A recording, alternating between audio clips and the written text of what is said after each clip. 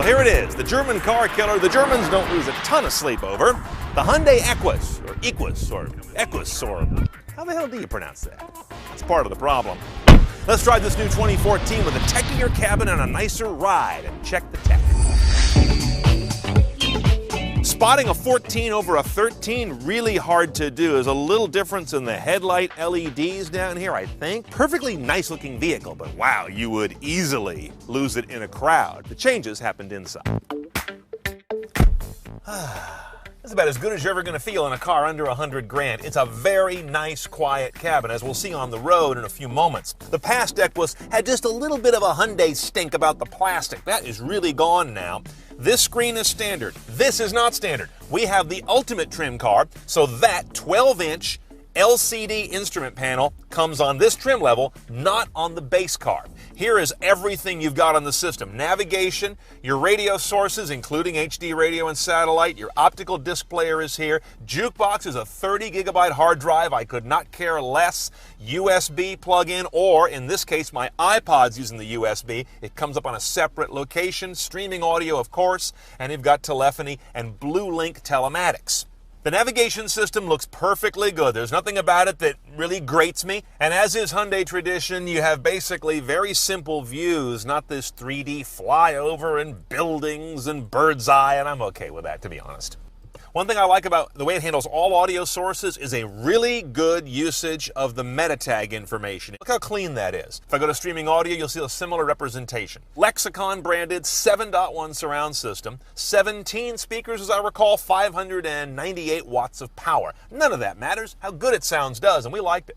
Now, the last thing I want to comment here is on Blue Link. This is a telematics system, not a connected driving system. The difference is this is more like a GM OnStar, if you will. It's got kind of basic information, send to car for destinations, but there's no Google search in here. There's no search to nav. The things that really are top of the class, this guy doesn't have. Hyundai's control interface it's not like really anybody else's. You got a home button and a knob and click and turn here. That's pretty common. You've got a home button over here, but notice what they do. They use bottom, left, and right corner logic. So these are shortcut buttons that take you to whatever the shortcut menus are in these corners of the screen. This is not a touch screen, by the way, which is kind of unusual. Typically, it's got to be a German car before it doesn't work on the touch. This one doesn't either, though. You got to use buttons here at all times. Thank you for a nice big back button. Every car should have that. Look out there, and you're going to see a head-up display that is exceptionally good. This is one of the best in the business. In fact, aside from BMW, this is the best in the business, and that's pretty impressive for this car. Turn slide left onto Highway 1. This car has more cameras than the B&H store in New York.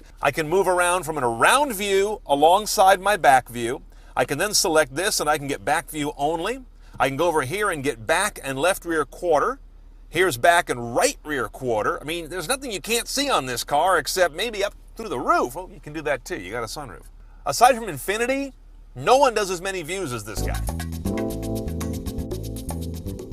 Now, the back seat in this car is quite a nice place as well. First of all, it has great leg room. I don't like big cars that don't have back seat space. What's the point? This little rocker here lets you control lumbar support and, of course, heating and cooling back here. 3-zone, 2 in the front, 1 joint back here.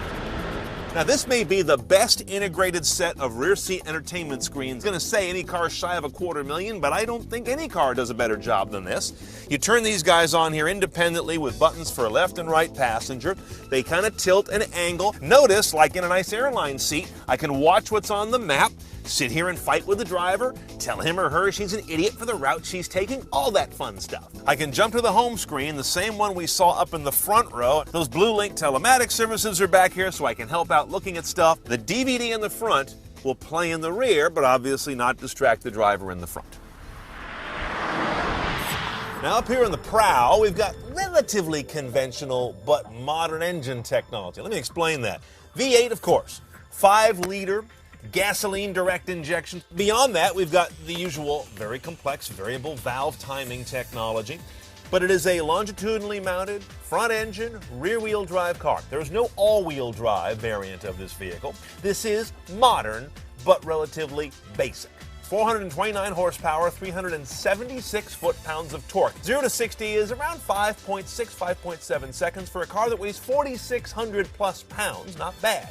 One choice on the gearbox, an 8-speed automatic, and the MPG is 15 city, 23 highway, averages about 18. I'll bet you'll average a little bit less than that, actually. They've really gone after Lexus LS. It does not feel like a German car. It feels like a nice, tautly sprung Lexus. The power on this car is ample. In fact, you light up the rear end a little bit.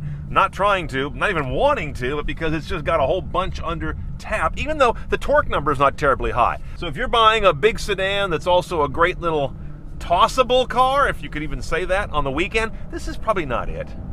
And this head-up display is great. It shows you miles per hour of your speedometer. It also will show you navigation. It'll bring up some other driving prompts as you're going. It's not quite as sharp, big, or bright as BMW, but it's the closest of any car maker yet to all three of those things from BMW, so it's a close number 2 in the industry right now. Okay, pricing an Equus is really easy. It's $61,920 delivered for the basic car, which is, of course, a very nice car. But to go CNET style, you gotta add a $7,000 Ultimate upgrade. That's gonna get you that LCD instrument panel. It's gonna get you the cameras that are just about everywhere, the rear seat entertainment system, and that gets you the head-up display I like so much. So now you're at $68,920, and that's about all you can do on this car.